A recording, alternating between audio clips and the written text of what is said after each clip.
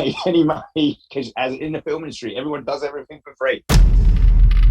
Making Lesbian Vampire Killers, it was wrapped up in a bad time of his life. Yeah, it did grate me a bit, smashing down it, because it feels like, he's bullying the little kid. Today on the Engaging Marketeer podcast, I'm going to be talking to an old friend of mine who I've not seen or spoken to in person for many, many years. He's somebody I went to film school with back in 1990. I don't really want to say exactly how long ago that was because it makes me feel even older. But we went to film school in Newport with Phil Claydon. Phil is a film director and is most noted for the film with James Cordon and Matthew Horn, Lesbian Vampire Killers. But Phil is so much more than that. Phil is an extremely passionate man when it comes to movies. He knows so much about film, so much about script writing, so much about the process of actually making film that just speaking to him, you can see his excitement come through. And I remember having conversations with Phil back in university, back in the mid to late 90s, and you just knew that he was going to make it. You just knew that Phil was going to be the one, if anyone from our film course, who was actually going to go on and become a film director. So with slight jealousy, I'm going to be interviewing Phil about making his film Lesbian Vampire Killers, about making the film Alone, which was his first big horror movie that he made, working with James Cordon, working with Miriam Margolyes. We're going to see some tips from Phil. He's going to talk about what it is that you need to do to be successful in film, what it is that you need to do if you want to be a film script writer, if you want to be a film director, if you just want to get out there and get films made. Phil is the person to speak to. Yeah, let's get into it. All right. So obviously I first met you, I think, when we were both 18, 19 years old, I think it was. As you say, we looked exactly the same back then. We looked the same, definitely. No difference when we were both in the University of Wales College, Newport, or Newport Film School. I didn't know at the time, but I read you put on Twitter recently that you got into that film school after a big rant you had in your interview over Jaws and Spielberg not getting an Oscar. It basically was. Well, obviously, I was rejected from the course. I couldn't get into film school for love nor money. Seriously? I was trying from about the age of 16. I was like writing to, say, the National Film School, sending them stuff, or International Film School and like various universities. They'd be like, you're too young, come back. And then obviously as you go through sort of doing A-levels and staying at school, then I kind of was applying to universities with like Bournemouth, all the ones that had sort of good film courses. Newport obviously was a good one, good film school down there. So I think first year I got kind of rejected everywhere, second year rejected everywhere. So I was like, what can I do? So I had to go around the back door, which I think is what most of the film industry is about, really, which is like what other ways to do this, because everyone's going to say no. So an open answer, because that's the only way to get anything done. So when it was like the same department down at the University of Wales Newport, and it was like cultural media studies, something I would have no interest in whatsoever. So I applied to that because there was like spaces on that course, but you have to go down for like the interview. So I got in for like an interview there. So I went down and met up with Mike Punt, who, as we know and met through the film school, was majorly into film theory. Lovely guy, very enthusiastic, and came up with some crazy wild things about Pretty Woman and stuff. But so I got down there and basically, in a nutshell, spent an hour and a half talking to him about I don't want to do this course. I want to be on a film course, and this is what I've done, and this is what I want to do. And then we got onto the topic of Jaws, explaining why I think Jaws was the perfect film. That in actual fact, if you watch Jaws, you probably don't need a film school because everything is in there, every shot, the way it's done. And the fact is that Steven Spielberg should have won the Academy Award, because I don't even know who got the Academy Award that year, because that is the perfectly edited film, perfectly directed film, perfectly scored film.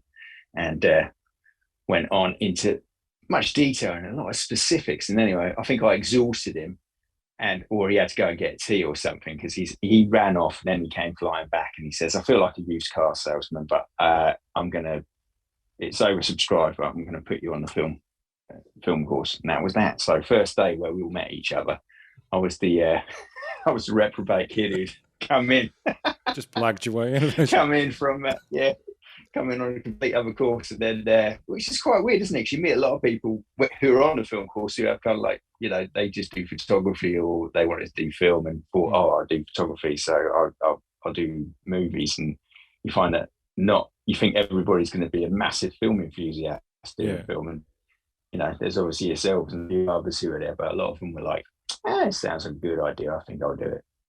God, I was actually on it. I was really wanting to do animation at the time, not film. Just to make you feel even worse. So yeah, I wasn't even meant to be doing film in the first place.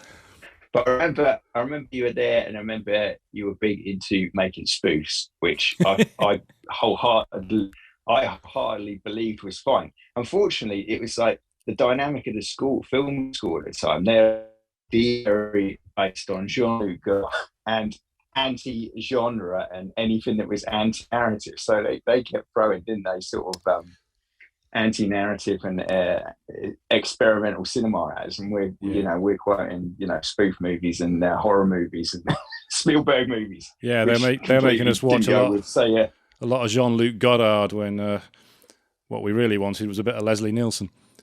Yeah, basically it was like, can we do Naked Gun for 83 and a third? Can we do Airplane? Can we do Jaws 3 People Nil?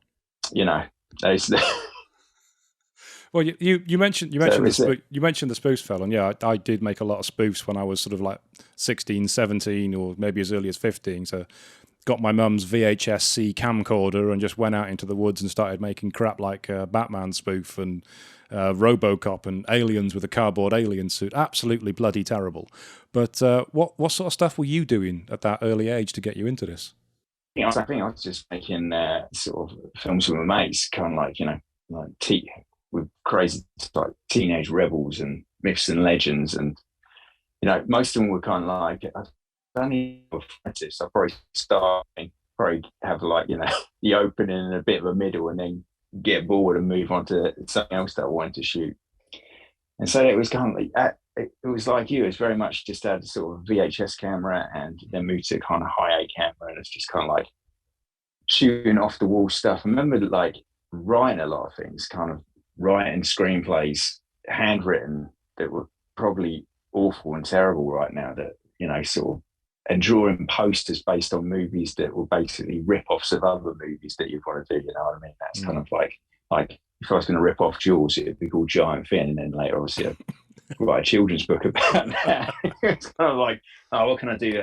I need to do a Freddy Krueger rip-off on Elm Street. Okay, I need to maybe Horror High. Let's do that. So I was beginning to like drawing posters, writing scripts that I remember writing a script for just before film school called Strain, which was like during a time of like rave music, and everybody seemed to be dying from taking ecstasy. So it was like, oh man, illegal ecstasy turns out loads of ravers into zombies and stuff. You know what I mean? Which is which as a pitch is amazing, but I think as a script was absolutely awful on every level. So you kind of like, you just start experimenting and doing this thing, because you're finding your voice. That's what it is about. It's okay. There's you start off kind of mimicking, and then you start off going, what actually do you want to talk about? What's that? What, the stuff that I actually started making at film school was kind of experimental, and things like I think the first film I did was Tickled to Death, which was based on a nightmare. My first nightmare, I was like tickled to death, and it was like terrifying. It was like, how do I recreate that? And I think it was just like screaming babies and hands and stuff. I remember Alan Niblo, the tutor at the time, was very excited by it,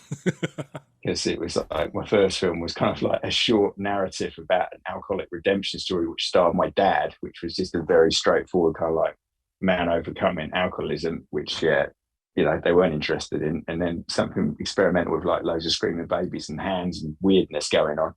That was the ticket. So what other memories do you have of film school? I remember it as being quite chaotic and not a lot getting done, to be honest with you, by most people, including me. I think we entered. We were probably the right people at the wrong time, weren't we? Because we came in and we shifted from Newport, and then went out to that new campus. And I think we spent that whole second year was a wipeout. I don't really remember doing much, because the store wasn't open to rent stuff. I don't think there was any Avid machines in there. It was just, No, I think no, students were protesting. they got all the digital edit suites the literally like 2 months after we graduated. Yeah, it was just the whole thing was a kind of a complete and utter mess. And I think there was a lot of I think the tutors were shifting when I think Alan Niblo was definitely into big moving across to producing and doing human traffic, which was kind of like a big effort, wasn't it? I think in our second, was that shot in our second year, and everyone was kind of It was shot in our in our third year because my graduation film had one of the actors in it, and I had to move a shooting date because he was in human traffic. So it was definitely third year. It was very annoying, very inconvenient. I know. It was so the whole thing kind of. Remember that was going on, and it was like getting anything done was. I don't remember kind of. I think it was just the fact that we had access to equipment. I think that was the main thing. Like now, you wouldn't need it, but then film school was really about the access to equipment, wasn't it? You could go and get stuff done because this stuff was expensive any other way. Yeah, and now you can do it on your phone or digital cameras are cheap, and the whole system to get your hands on stuff, your edited suite is on your MacBook and anything. So it's a complete different setup. Yeah, I've got a drone now, and back then you needed a helicopter shot for that sort of stuff. But exactly, imagine the spoof action you could have done with drones in those. Would have been amazing. Would have been Cop on the Edge 12. It would have been Cop on the Edge 12, absolutely. And there's still time. I remember actually having a conversation with you I don't know why this has stuck with me. It was in the canteen, and you were pitching a film to me, which I suspect became this one. Because you pitched this. Awesome. I love that. You pitched, for anybody who doesn't know, I'm holding up Alone, for those who aren't watching it on video. One of Phil's, it's your first film, I think, Alone, isn't it, Phil? First film, yeah. 24 years of age. Produced by David Ball, who done Creepshow 2 and Day of the Dead. Very cool bloke. Cool. I remember you pitched this scene to me, a horror scene, and it was about a victim being stalked in daylight with thousands of people around. And you were talking about somebody in a nightclub that was still being stalked. So you had that whole being on their own terror, even though there's loads of people around. And that always stayed with me. But there's a scene similar to that in Alone, but it's not quite that. So was that the same thing you were talking to me about, or was that a different idea entirely? Or can you even remember that? I think that was... Yeah, I do remember it. I think, I was... It's kind of like how things work. I was working on an idea, I think it was called Dark Corners, which was basically would have been a stalker movie, because it just scares me that you could be, doesn't matter who you are, could be sat on a train, could be in a club, could be in a bar, could be walking home, and if somebody else with a different thing going on their brain sees you and you lock into their code of what they want to do and how you are in their life, you become kind of a figment of whatever their desire is, or their want is, or their need is. That's out of your control. You don't even know it's happening. It's happening, away from you, and then that's going to come in at your life at some point and catch you off guard. Found that very scary, and I think it was those ideas which actually ended up probably getting me Alone, because that came about from, I've done the MA at the International Film School Wales, which they set up. So graduated from University of Wales, Newport. Then they set up, Clive Meyer set up the International Film School Wales, done a year there, which again was a bit chaotic and it was a bit experimental. I shot a completely different film there, because I was doing sort of coming of age, sort of very talky drama stuff called Skipping Without Rope, which was the same night out from a girl's perspective and a boy's perspective of kind of like dating circles. So I cut the two films, and I think it was like David Ball saw those, and he was like, okay, let's go talk to this guy, because he obviously knows what he wants. At this time, I graduated from there, so I was working, I think it was a Sherman Theatre box office, and then working in the M pub, so doing two jobs. Got a call from David Ball out of the blue to meet him in a pub, and I was sat there, and because they knew I was big into horror, because that's obviously like in my DNA, I love horror films. And they said, "Oh, we got this script for a movie that we want to do, but it needs a sort of younger person's perspective, or somebody that loves the genre and can kind of tell us what they'll do with it." And what isn't working and what is working. And so they just kind of needed a script analysis on it, basically. And this was like a pub in Cardiff somewhere about 5 o'clock in the afternoon. And they said, if we give you the script and you can do this, we'll give you kind of 250 quid, which is what you need at that time, isn't it? There's a lot of bills to pay. 250 quid went a lot, didn't have a credit crisis like we do now.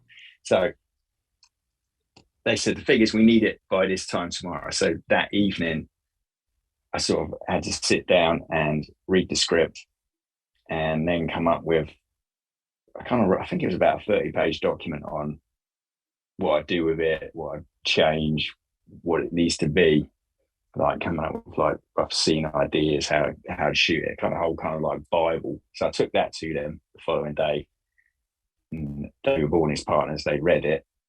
And so you're sitting there with like these guys reading away, wondering if you can get 250 quid. And then at the end of it, at a discussion, they liked what had been written. They asked me some questions, and they were like, okay, you can, they would all pass me across the check for £250. And I went to get it, and then he snatched it away. He says, oh, you can direct it. And then you think he's joking. And it wasn't. And that was it. It was like a week later, we went into pre-production. And I was walking into, the Sherman Theatre in the morning going, I've got to go and do a film now. And they're like, oh, when do you go? I says, no, I'll go now. So I'm off by, and that was it. First film, which was an insane experience. It's amazing how it happens so fast and just sort of end up falling into it. It is. It was kind of like, there's obviously a process of meetings beforehand. So kind of I've been up, Neil Wagstaff, who was on the MA with me, took me up to their company, CF1, and they sort of skip them out rope. I think they then sort of read the stuff that I was doing with Dark Corners, which was the script that I was talking to you about. And I think, from that, it kind of all sort of had, as it's a discussion that was happening outside of my control, that suddenly came into my being with a phone call and then a meeting in a pub, eventually making first feature film. So there you go, from film school, where you're just in charge of your own stuff, to an actual, proper production that's got a £1 million budget and John Shrapnel cast in it and Miriam Margolis and, real proper actors who are going to be listening to some 24-year-old.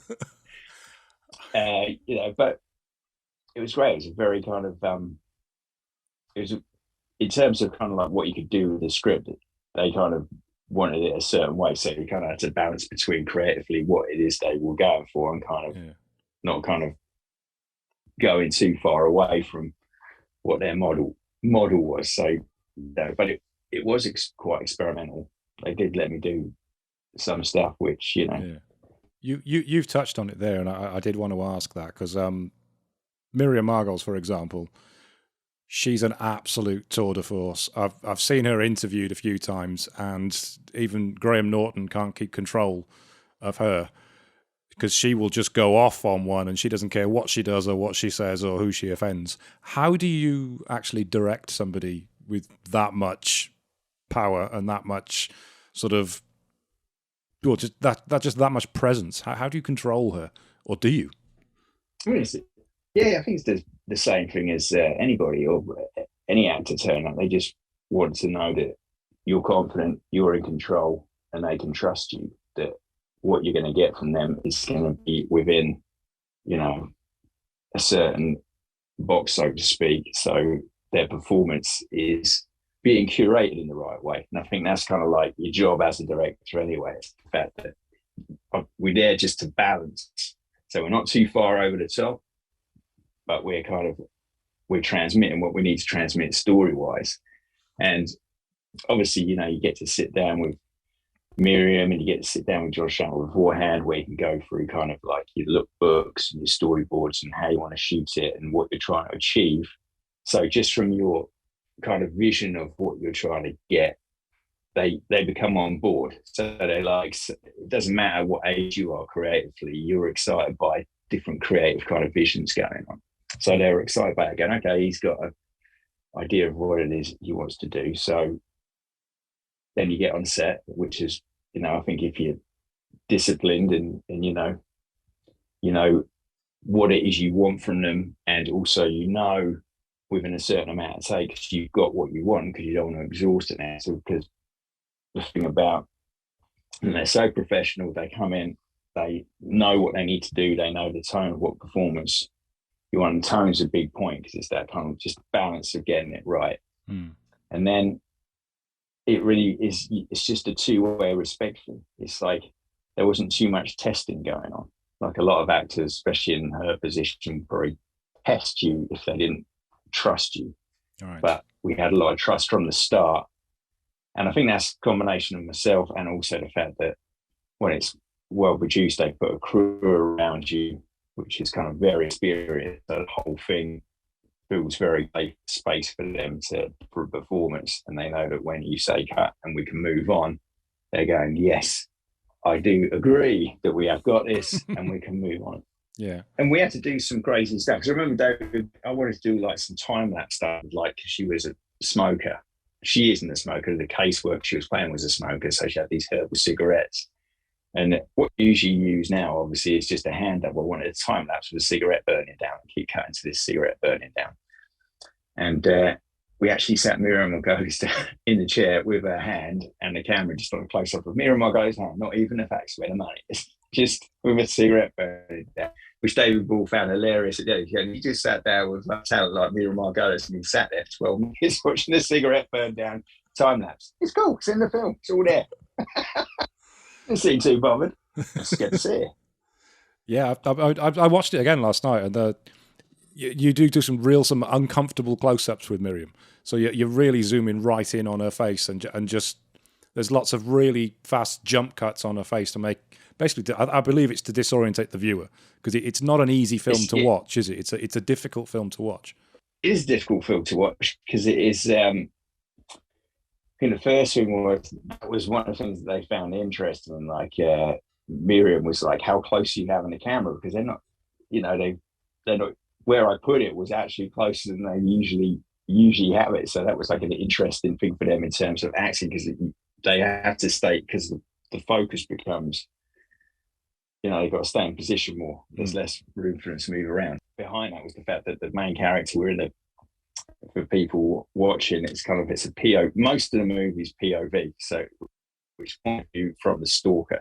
So not only are you seeing what they are seeing, you're kind of seeing it through their lens. So this person kind of has OCD and a whole load of different sort of mental illnesses going on, and it was like visually representing kind of like the OCD, which is the repetition of things or stuff that is dirty. And it's like, how I would describe it is, if you look at a spot on your face in the mirror, the whole picture is this, but all you see is that. And that's what we were trying to do with the camera, which is, even though if you put the camera there, you see where that, your focus is on the spot. So you need to go close on that, because that is where the POV of Alex would be looking, sort of on the dirtiness of the smoking and the fingers and the scruffiness of the place, and the disorientation of the fragmentation of the mind, of the information that is taken up, which is what was happening a lot with this sort of the repetition, the jump cuts and moving it around. Didn't really kind of have a linear sort of, okay, we're going to go in and cover this in a wide, and then we're going to go in for sort of over the shoulder,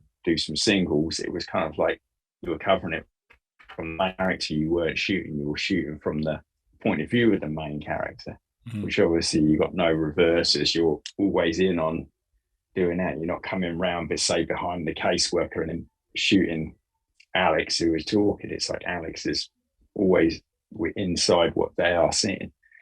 So for that, it made it a difficult, sort of, it doesn't follow the pattern of what you expect to see when you're making a film. So on that note, it was quite experimental.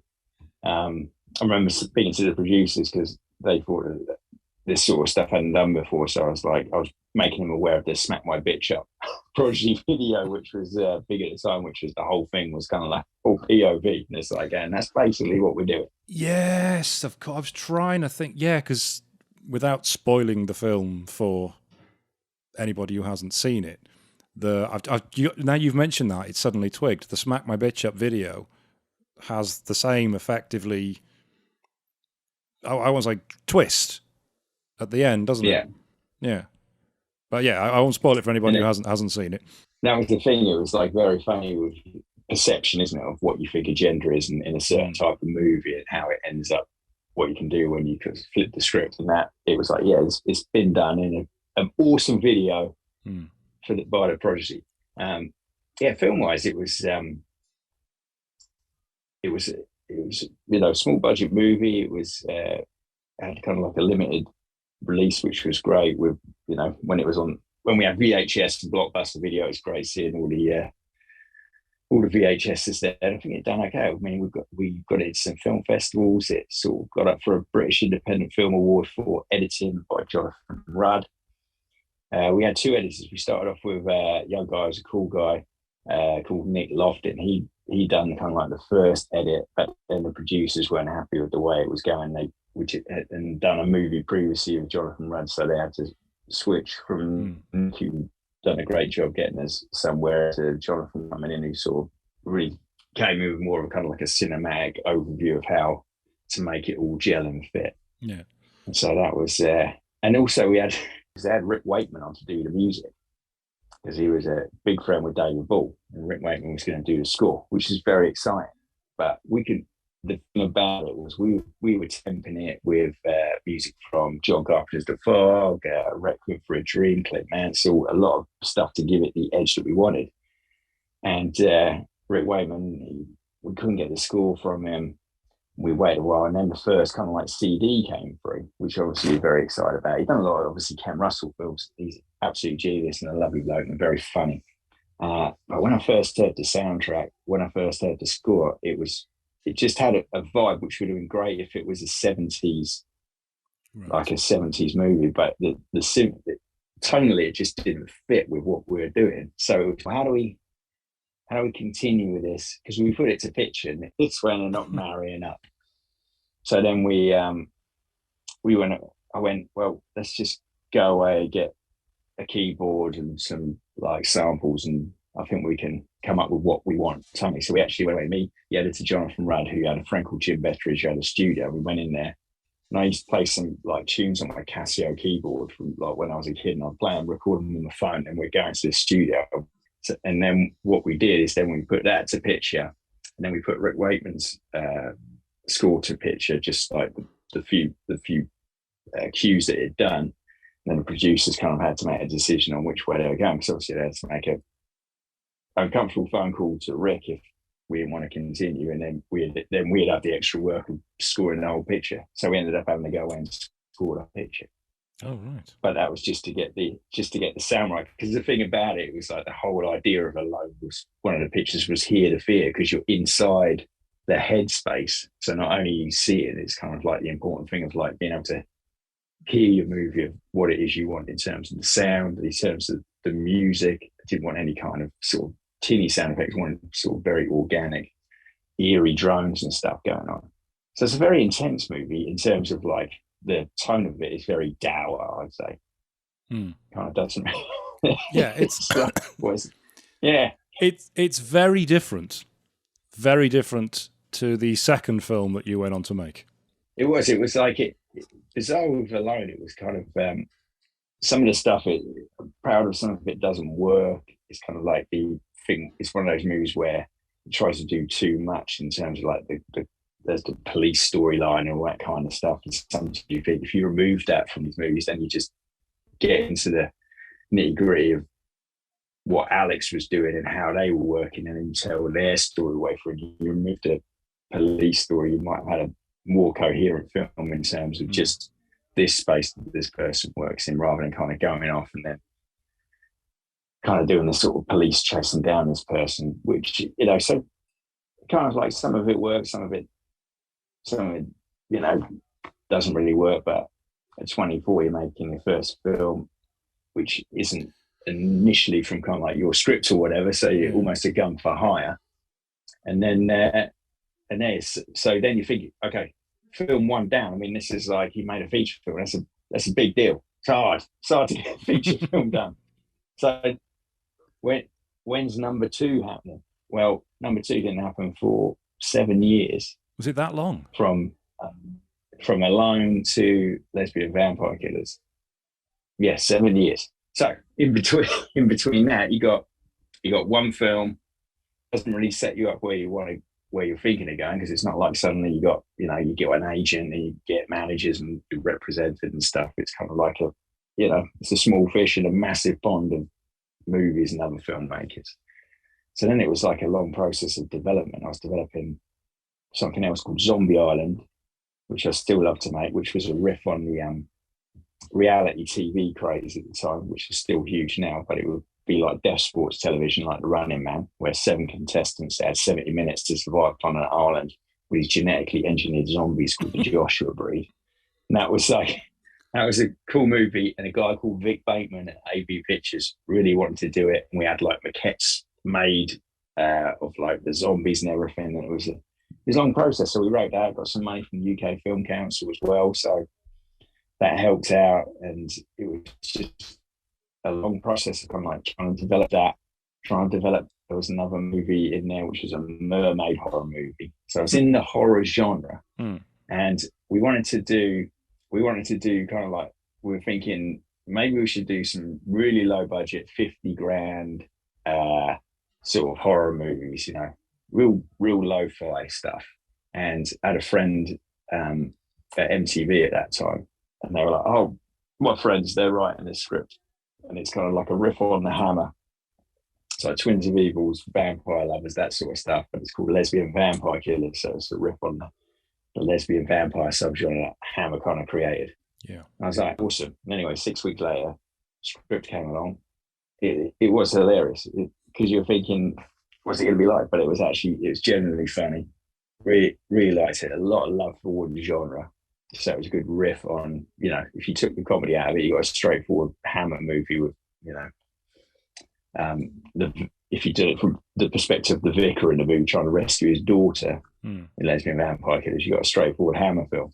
And so initially, Paul Hupfield was going to direct it for 50 grand, and it was going to be, I think there was like, they were going to have people like Alex Zane in it and Emma Willis and like a lot of their MTV friends and stuff.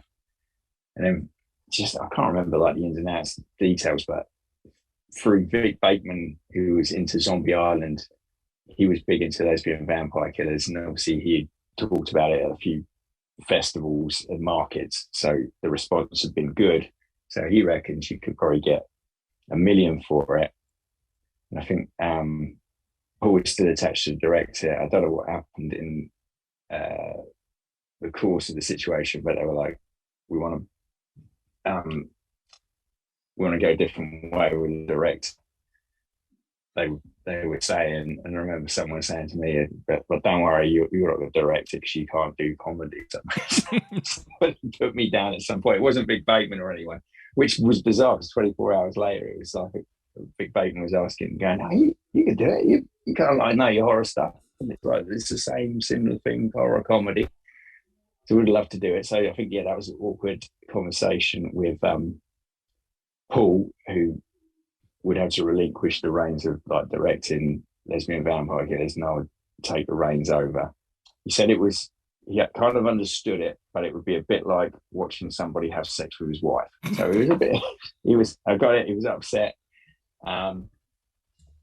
Anyway, so when I think that was 2006 or whatever, and then that was a long process. We actually shot in 2008, and in between there, we got the film up and running, but then all the money fell through.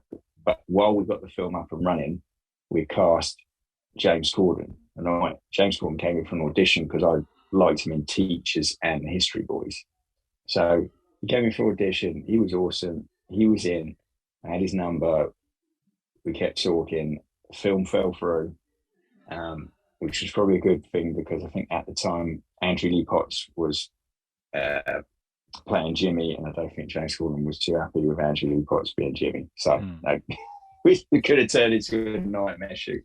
Anyway, so we're all at rock bottom. I'm skint as anything because nobody's been paid any money, because as in the film industry, everyone does everything for free. Yeah.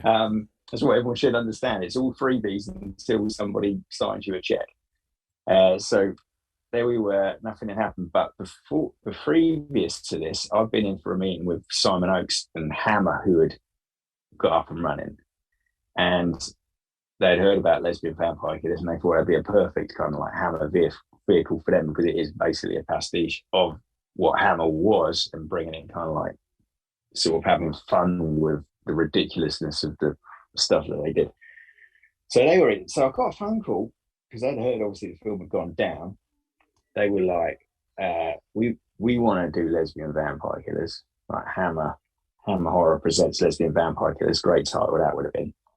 I was like, that's awesome. They were like, you kind of got to get rid of all the producers and all the people that are involved at the moment. And that was kind of like, obviously a load of people sort of got the movie going, but hadn't really been honest or got it going with no money. So they weren't too happy about all of that. So again, this involved then some awkward phone calls about kind of like shaking off the elements that Hammer did not want. So had that call and done that kind of hard work. Didn't get rid of AV Pictures and Vic Bateman, but obviously said to him, here's the situation. Hammer interested in making the movie. Vic Bateman's like, we want to make the movie still. I'm like, that's cool. We just got to find the money to make it. I'm like getting a job temping at this point with some place which done that. What they done? It was like events management, but I was the person on the phone, and farmers would phone up and they'd be booking onto kind of rapeseed oil courses and stuff and lectures. And they're going. So basically, I'm doing nothing that's connected to the film business and just earning money to pay rent. And then at lunchtime, I'd then disappear off and I'd have a phone call with like Vic, or I'd have a phone call with the head of Hammer, or I'd be trading emails while I'm supposed to be taking phone calls about this movie. Luckily, what was happening was kind of like Hammer were differing a bit, because they were offering a kind of development deal, but they weren't offering sort of progress to production deal, which I thought was like, well, this can't be stuck in development, you know what I mean? Let's get on with it.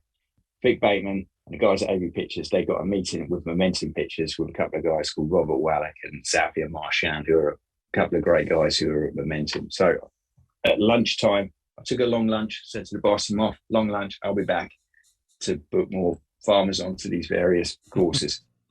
Then went into the room with Xavier and Robert Wallach, and then I literally I had so much kind of like visual stuff, or storyboards and sequences, and I basically acted out the whole film, explained how I could do it for this amount of money, what I do with the effects and the visual effects, and why it wouldn't cost so much, and what we could do, where we could shoot it, how we could make it look good, all that kind of stuff.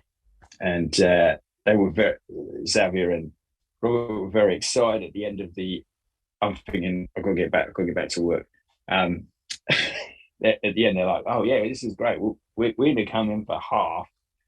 I'm like, "Yeah, I don't believe anything, because who believes anything in the film business?" So they say they're going to come in for half the budget.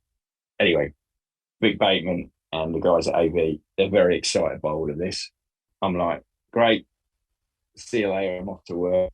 And but don't worry, we're going to go and find the other half of the money. Like, other half of the money is, who knows? Anyway, they did. They went and found the other half of the money. And I think sort of it was 5 months between that meeting, which I think was in the November of 2007, and then getting up and running April, May 2008.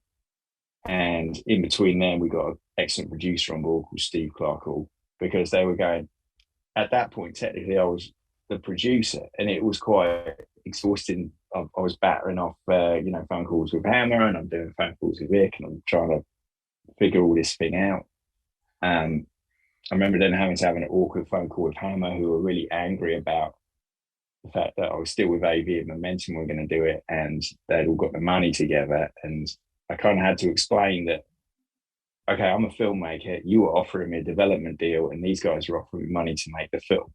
To which point Simon Oakes relinquished having a go, and he actually said, you're right, we should have been more aggressive, and we should have come in and kind of not left you hanging, which is where, so, again, it was, I think I got a phone call, I think I was at a drive, I don't play golf, but I used to go to a driving range just to kind of knock balls, because it got rid of stress and stuff, and got a phone call from Vic going, "It's all done, Phil, it's all done." I'm like, yeah, whatever. Anyway, what does that mean? And then Steve Clark all phoned me up on the way back, and he says, I kind of think we're greenlit. I went, what do you mean? He goes, I've got a phone call from Zav here at Momentum saying, it's all good, we're done, we can do this. I says, well, I got a phone call from Vic Bateman saying, it's all good, Phil, we could do this. He's going, well, I think that's as good as a green light we're going to get. I was going, so what do we do? He goes, well, I think you better give up what you're doing right now and come and do your proper job. So again, it was a bit like Alone. It was like the following morning, I went into the job I was doing. I was like, I've got to go and make a movie. They're like, okay, that's cool. When you go? Now. No. So bye. I'm out the door.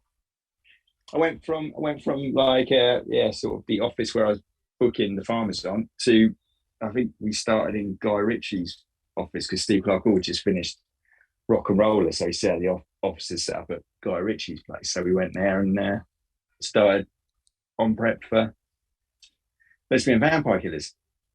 Another story within all of that. Well, when the film fell apart. It fell apart. Yeah, the film fell when it first fell apart. Not now. So we backtrack it. So when it first fell apart, the James Cordon, Andrew Lee Potts version that fell apart. James Cordon phones me up and he's going, look, if this does get going again, I think I know who can play Jimmy because he's done this film, and you take a look at it and tell me what you think. This is so.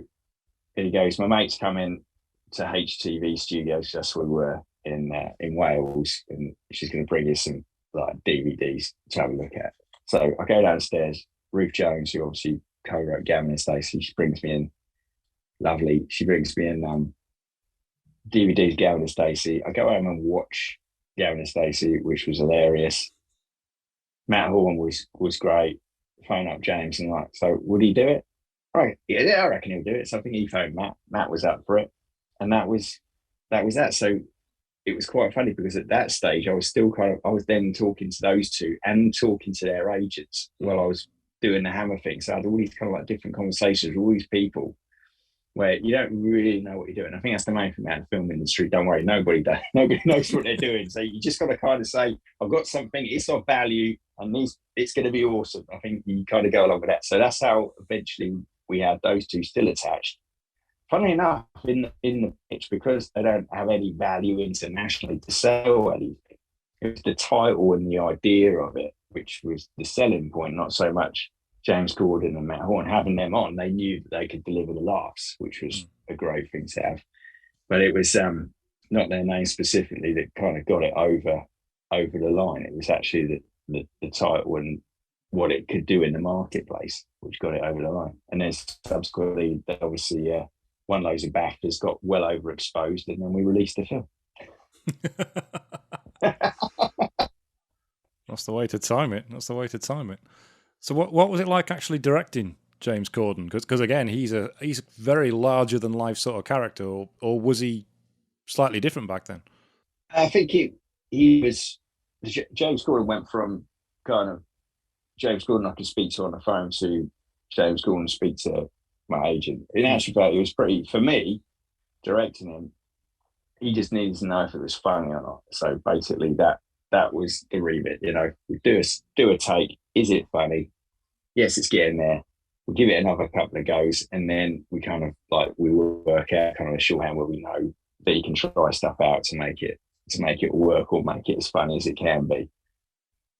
It's a good process. I think he, rolled some of the crew up now and then, just with obviously stuff that I don't. When you're directing, you don't see kind of how a personality, because an actor's different to you than he is to kind of like everybody else or other cast members. I think he was would get frustrated with kind of like Paul McGann and some of the other cast members, but he does listen a lot. There was kind of like we had some difficulties with scenes with him and Paul McGann, and I'd sit down, I would say to him, look, you need to help me out here because I need you on side because we're trying to get through this and we're trying to get this that kind of spiel. And he would go off, and then he would come back while we're doing an EPK, and he's going, "Oh, Phil, I just got told by Phil. It's like being told off by my dad." So, but then he comes on board, and he bizarrely, when you just say it matter of fact, this is how it is, and this is what I need. Very good. And Matt Horn, very professional. The whole cast were. It was the best fun you could have on a film under such stressful circumstances of trying to make a film. But everybody seemed like they were having fun, from sound department, makeup department, camera department. You know, we shot it with 3 million quid, 32 days. We shot it down on the 3 mil stage. We built that, the woods and everything down there. So it was like Christmas every day, trust me, because it's going in and it's dark and then you smoke it up and then you're walking with the lights and stuff. I mean, I get down there, you know, early as anything, before anybody, and just be, you know, walking around that place, mapping out shots and just being in there in the space, because it was amazing. It was like, you know, it was like Disney World being on a film set. And because you have those things where it's just like, you know, the vampires would come in for makeup like 5 hours before there's any call time for anyone else. And I'll be down there going, check it out, what are you doing? And it'd be like putting sort of makeup on the teeth in and stuff. It was great. It really was. Oh, it sounds like you really miss it, like you want to be back there doing it now. Yeah, it's the most fun I had making a film. Out of the 3 films I made, it was definitely the one where it's just like the most seamless. And I think I don't think we even thought we were making a film. Momentum would come down, they'd look at the dailies and they'd look at what was being cut. And I think they went from kind of thinking it was just sort of a DVD release for them to them being theatrical. Because I just thought it'd be, you know, just be a DVD release or whatever, and that'd be just be a small little film, and it became like a big deal, and people still mention the name now, whether it's whether it's in a good way or whether it's in a kind of like in a bad way. Well, speaking of bad way, do you watch League of Their Own? I do not. You do not. I was going to say. I mean, James Cordon. I know of it. You are aware of it, yeah. On League of Their Own, James Cordon does get Lesbian Vampire Killers mentioned to him a few times, and when it's mentioned to him, for some reason, he says, "Oh, it didn't happen. That never happened. I don't know what you're talking about, mate." What does that feel like? Because that would I've got too much of a thin skin. I couldn't take that. No, I think I was okay. I think knowing James is a bit like a leaf in a breeze sometimes. So he'll go with whatever's the most popular opinion. And obviously, making Lesbian Vampire Killers, it was wrapped up in a bad time of his life. You know, when you think about it, he got critically annihilated for doing the Brits. Horn and Corden got smashed out of the thing. And literally, I think the greatest film you could have come up with when you've got an entire British media trying to take you down is Lesbian Vampire Killers. I don't care what anyone says. It's like that film was already being prepared to be sliced down. Key about making a movie separate from any critical appraisal, whatever it does, is like the film you've made. How do you feel about it? Have you set out to do what you wanted to do? The film ended up the film that you had in your head. Does it play the way you want it to play? I can still watch that film now because I love it. I think I don't look at it. I can look at it alone. I can see faults, and it's a hard watch because you remember things. I can watch Lesbian Vampire Killers, and I'm always watching it like a punter. When I watch it, it's like an out-of-body experience. I'm like, going, that's a film I want to watch on a Friday night. I think the great thing about it, outside of like it did grate me a bit to start with him kind of like smashing down it, because it feels like, you know, he's bullying the little kid. He's bullying the fact that, you know, the thing about what everybody does in the business is like you get something done, you move on. You know what I mean? There's not a lot of actors out there that kind of like smash down on kind of like work they've done, because everyone knows how hard it is to get a film made and how hard people work on films. So you're not just smashing a film, you're smashing the people that worked really hard to get a film made for kind of like a cheap laugh, or to try and distance yourself from something that you feel like isn't the critical high that you wanted. But that's why I think I just keep mentioning it all the time, anytime, and always. It's a film, when you think about it, it's like, how many years old? 10, 11, 12 years old. 12 years old, still gets mentioned, which is like, you can't say that about most films. No, that's very true. That's very true. And speaking of films, I believe you've written something that's gone into production now, but you're not associated with it in any way. Is that right? That's right. So I wrote this film called Oak, which was it's a story based on my childhood. Like where we grew up, there was a field at the back of our homes, and at the bottom of the field was a line of trees, like a woods, and it was called Boggy Bottom. And at night, if you stared across this field at this oak tree, it's an old oak tree, if you stared long enough, you could all see a kind of figure moving. We could all see it. You know what I mean? It wasn't just me. It was like, a group of us mates. So what we'd do is we'd dare each other, run across the field at night, touch the oak, run back. Sometimes you just talk about daring each other. No one would do it. But I remember doing it a couple of times, and it was like the scariest experience of my life. You know what I mean? Just like running across, touching that thing and running back, pitch black. So the idea came about was, well, what if you touch the oak and you die? That's the kind of local legend, isn't it? So in 2015, I just shot a movie called Within over in America, a studio experience, which was awful. But I met up with a guy called Scott Winhouse, who's a great guy and directs and writes like action movies. He says, well, I've got this horror movie idea called Oak. Gave him the rough plot. So we sat down, we thrashed out the tale of this oak tree, which is an amalgamation of like, the sort of the oak myth that I grew up with, creating that fear, creating a teen story around it. So, a group of teens touch the oak, four of them touch the oak, one of them doesn't come back. What happens? They all start getting rashes on their hands. They start disappearing. What the hell is in the oak? They all start seeing this figure of a nurse, like a thin skeletal nurse called Eleanor Gray. And she is obviously connected to the oak somehow, and there's a story about her. So this thing, when you see her, the next thing usually happens is something's taking you, and you're gone. So we wrote it in 2015, went through several rewrites, and it just kind of like, it kept popping up in conversations with people. Scott was having conversations with, and he had pitched like several scripts. Todd and Oak would always be the one that's flagged. I was going, that one, where's that going? So I think it tried to get made quite a few times. And there's a company called Stereoscopic Films. I think they'd just done a horror movie called The Accursed, and Scott knew him, and they'd phoned up and said, what's happening with Oak? We kind of signed an option about a year ago, which was like for no money, just like, usual option, like here's $1, you got it for 12 months, see what you can do with it.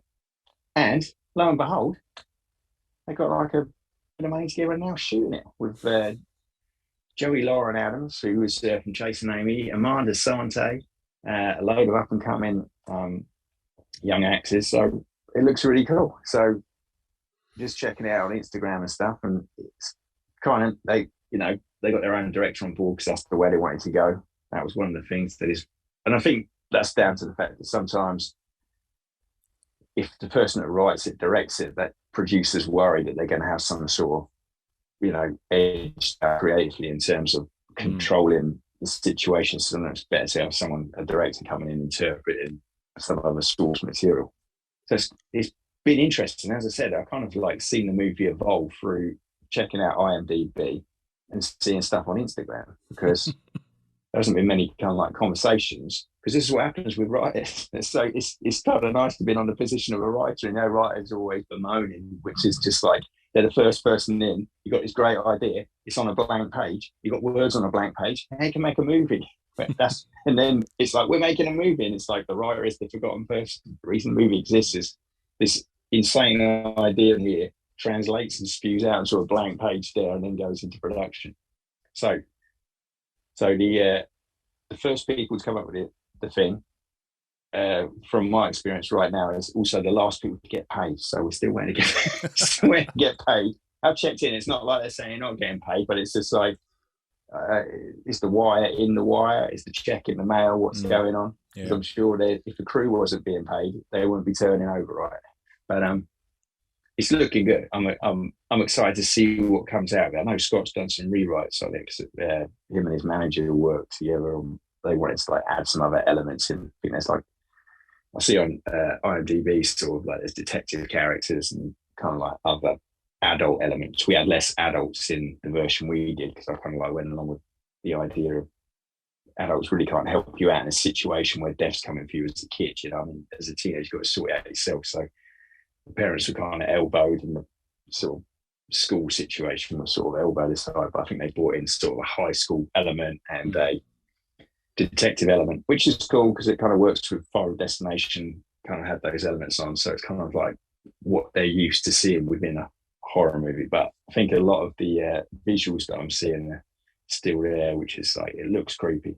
I mean, it's creepy as hell. It's a story about blooming old oak tree, which is actually it's a combination of the Eleanor Gray character came from another childhood story, because when I grew up in Bury St Edmunds, there was a major haunting by someone called the Grey Lady. Now, the Grey Lady was apparently a combination of stories. One was a nun who was now an illicit affair with a monk, and then got obviously done for witchcraft and killed. So she haunts the place. And another story was a nurse that came back from the Crimean War with a soldier. The dad wasn't happy, shot them both, and so she came back haunted. And the imagery of a nurse kind of felt fitting. So that was the imagery that we took into Eleanor Gray. So the Grey Lady turned into Eleanor Gray in Oak. So Oak, an amalgamation just shows that stuff from your childhood can filter through into a straightforward teen horror.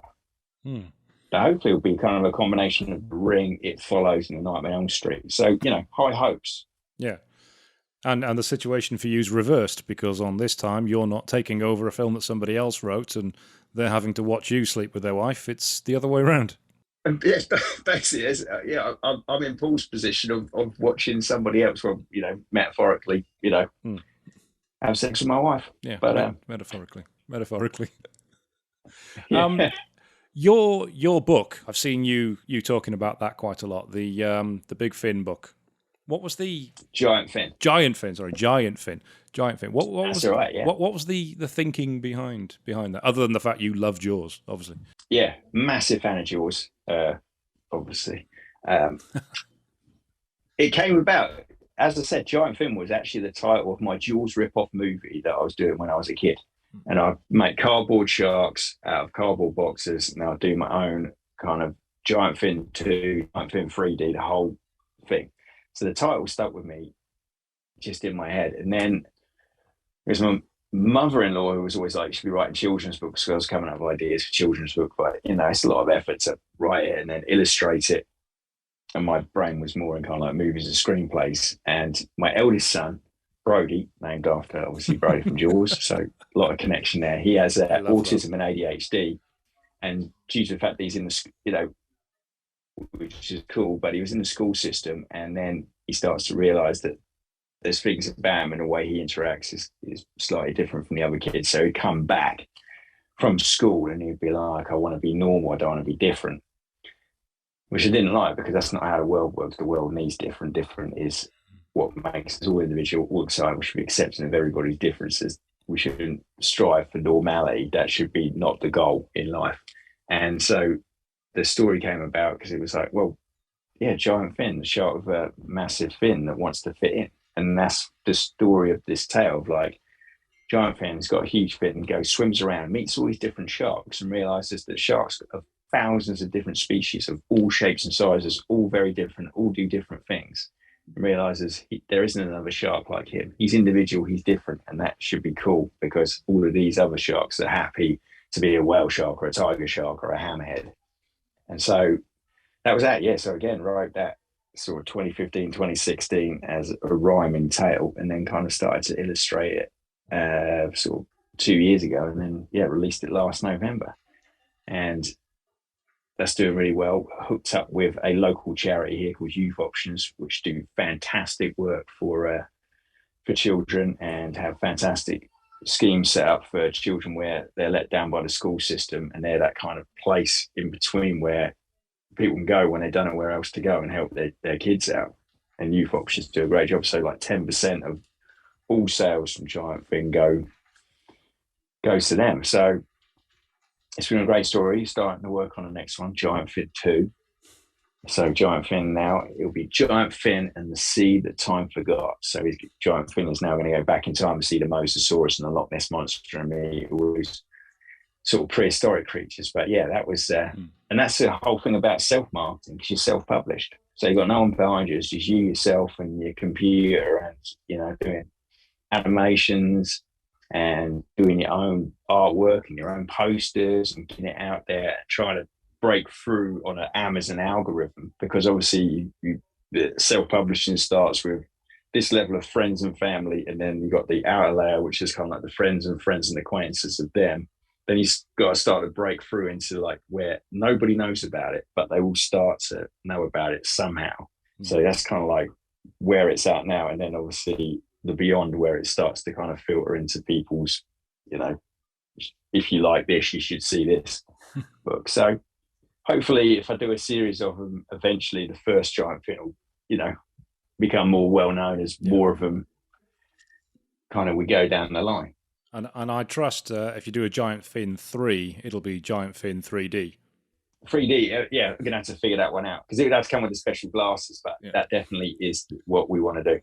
Or it'd be a pop-up book, but I don't know how to self-publish a pop-up book, because I don't think Amazon have the kind of like the print-on-demand ability for a pop-up. But I could definitely print on demand the 3D version. It's definitely worth looking into. You've obviously been in the right place at the right time for your, you know, for Alone, and again, you were in the right place at the right time for Lesbian Vampire Killers.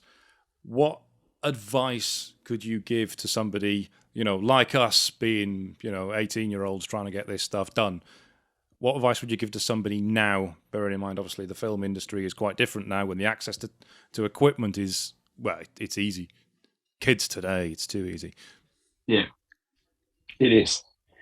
The advice, it's you have to make yourself be in the right place at the right time. People always talk about luck. It's only luck because you're in a situation to make it seem like it's lucky, but it's all about the hard work of exposing yourself and your work and making connections. So it doesn't matter how small the connection is. You know, it's, for me, and I lecture up at the University of Hertfordshire on a film course there, and what it's about is getting this out there. So it's like making content, getting it on YouTube, getting your website, being present on Insta, being present on TikTok, being present on all the socials, and don't be ashamed about making sure that your work is going to reach.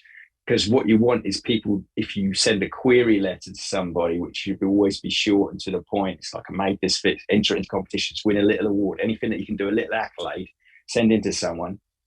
You'll send out X amount of query letters, query emails. Everyone can get hold of like email addresses now. It's like go on IMDb Pro and find it. It's like, okay, these people are making the stuff I want to make. You can go to them, email them. You might get one person and they'll go, you know, it's lunch, I'm eating a sandwich, I'll check out the links to this person's work. Boom. You know what I mean? Now to watch 30 seconds. If they love it, you might get a meeting. And from that meeting, you might not get an initial, whoa, here, go make a movie. It might be a year down the line, but it's like, oh, you should go and meet this person, or you should talk to this person. They want to get you in the room to see if there's somebody you can work with. If it's somebody that they think they can work with, they'll keep you in mind. And then that right place at the right time will be the fact that you're in the right place at the right time, but you did it kind of a year ago or 2 years ago. And that time, kind of time is now. An interesting point of fact is, it comes from many things. Just you on Twitter, like 2 years ago, said, oh, you should chat to Jonathan Sofcott, producer. Yeah. And from that connection, because we both had similar tastes and stuff, only yesterday did we actually meet in person, because we were discussing something about ninja movies. You met him? Yeah. Oh, cool. Yeah, we met him. We had like a 2-hour great meeting. Great guy. Talks about everything from Jules 3D to Shokazuki and all the situation. And the meeting happened on the day Bruce Willis retired from movies, which was a shame, which is, you know, considering we're talking about action movies and what we grew up with. Yeah. So again, that just proves that from you and a connection of putting stuff out there on Twitter, you were like, you should speak to this guy. I connected, we had emails, he's read my stuff, and then, like, you know, constantly on Twitter, just now and then. And 2 years later, we're meeting because we could actually work on something. This is the thing. Wasn't the thing then because we didn't have the stuff. and you'll be doing other things, but this might be the thing. So you might have to think right when you meet the people, but they're in your network then. So it's about building up from nobody knowing you to exposing yourself to the industry and getting just kind of like the smallest intro to create a little network. And you only need the smallest network. You don't need a huge one. Just need a few people that go, I liked that person when I met them. I like the stuff that they've done. And then that opportunity will reveal itself. But definitely right now, I'd have it all be out there. So people could know what you're up to and what you're doing. Hmm. So you're saying get yourself out there, get yourself in front of as many people as possible, and don't worry if it takes a long time, because these relationships can take a year, 2 years, several years. Because as you say, it was a few years between you doing Alone and Lesbian Vampire Killers, which itself took a long time to actually get off the ground. Exactly, and it all goes from. So, for instance, after Lesbian Vampire Killers went and done all the meetings and the general meetings in America and formed a relationship with some of the execs at Uline Cinema, and then that was initially about comedies, and it was actually 3 years in where I went for a drink with Dave Newstad, who was a exec there, and I was talking about I wanted to do a horror movie, and they didn't know, you see. So then the next thing, then they're sending me scripts. They sent me a script for like an alien movie they wanted to do, and then they said stop reading that, and then they sent what was called Crawl Space, then that eventually became Within, and that was kind of like a 2-year process. But it was the relationship, the conversation that you have formed over like many years of just kind of like chatting and sending emails saying what you're up to and what you're doing. And people in this industry don't forget once they've had an initial meeting, and once you kind of form that connection, you can be away for 12 months and come back going, oh, I've just written this, or I'm just worked on this short film, or just, you know what I mean? It's like, It doesn't go, it's not like you have the general and it disappears. It's like if you form a relationship, it's just tapping into it now and then. Keep active, write screenplays, enter into competitions, try and get stuff like some accolades and some, reading outside of what the industry is to say, oh, I kind of won this competition, or come runner up here, or done this, and it just gives you a little kind of in where people go, oh, okay, I'll check that out. Okay. And as a final question, what are you working on now, or what have you got coming up that you're hoping to do? Written a script which was a Screencraft horror finalist called Toxic, which is 28 days later for the Me Too generation. So it's basically unpacking toxic masculinity through the thing of a zombie movie. And that was actually was co-written with my wife, which was awesome. And again, that's another script which I don't want to direct, because it should have a female director on. It's a female story, and it needs to be from their point of view. So basically, hopefully with that now going out to female directors and producers to try and kind of find somebody that connect with that material. So just in the process of querying letters and that, working on the Ninja movie, which I just talked about, because I love the Ninja movies like American Ninja and all the Shokazuki movies from the 80s, and just want to do kind of like reinvention of like the 80s ninja subgenre action movie.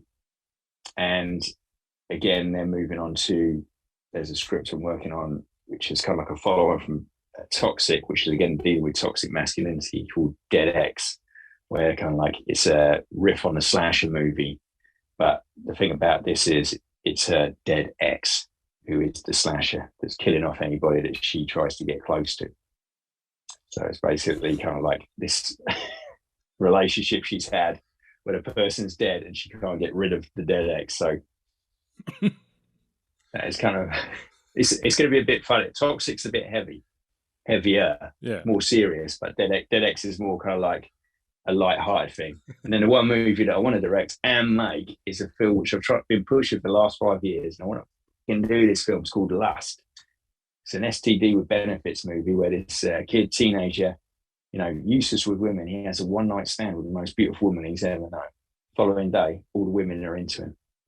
Awesome, he thinks. But then he finds out that the girl he had sex with may not be from this planet, and if he has sex, it's going to cause the end of the world and an alien invasion. So the whole movie is kind of like, it's a riff. It's like this generation's Weird Science, basically. Right. And been doing that. I originally started developing that with the Montecito Picture Company, which is Ivan Reitman's company, and then XYZ Films, who are independent. They're involved, and we've had like bits of interest and finance, and then it was with Gunpowder and Sky, and it's kind of like shifted around. It's been close, and it's had like Craig Roberts attached to it. It's had Jacob Batalon, who's in Spider-Man, attached as the best friend. So and Tony Revolori wanted to do it. So it's had always amazing people kind of attached to it in one course, but it's never landed its kind of financing. So that's the thing that I just keep pushing. So you just keep doing sizzle reels, you keep doing your lookbooks, you keep shifting stuff around, you keep putting it out there. So eventually someone will be like, yeah, I'm going to do that STD with benefits movie that Phil wants to do. It's going to be awesome. So anyone's out there that has like £2 million, you're going to get an awesome movie. Well, thank you very much, Phil. And if anybody is listening that has money that wants to invest into one of those films, then I will happily pass your details across to Phil so you can have a chat with him. So thank you very much, Phil. It's been an absolute pleasure talking to you again, and we really shouldn't leave it quite so long next time, because I dread to think what we're going to look like in another 20-odd years. You look awesome. You just got Botox or whatever. Botox, yeah. Continue with the Botox. Thank you very much.